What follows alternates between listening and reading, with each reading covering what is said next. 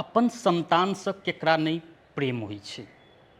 मनुष्य अपन संतान प्रति के प्रेम समय समय पर दर्शावित रहै छै।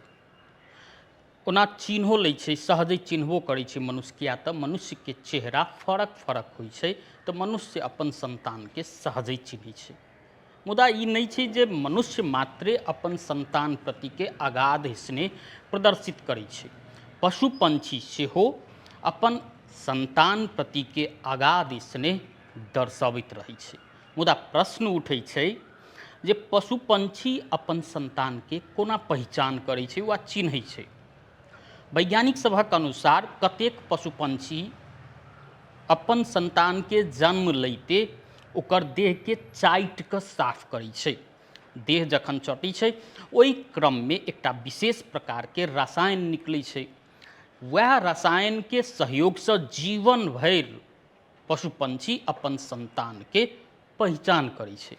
मुदा कतेक पशु पंछी एहनो होइ छै जे आवाज देला पर प्रत्युत्तर में आबऽ वाला ध्वनि के आधार में सेहो अपन संतान के पहचान करै छै। आ एहि प्रकार से वो अपन संतान प्रति के माया स्नेह दर्शावित रहै छै। देखैत हेबै जे पशु पंछी सेहो अपन संतान प्रति केना माया देखबैत रहै छै। मुदा जखन समूह वा झुंड में रहल समय में कतेक पशु पंछी अपनो संतान के नहीं चिन्ह पबै छै।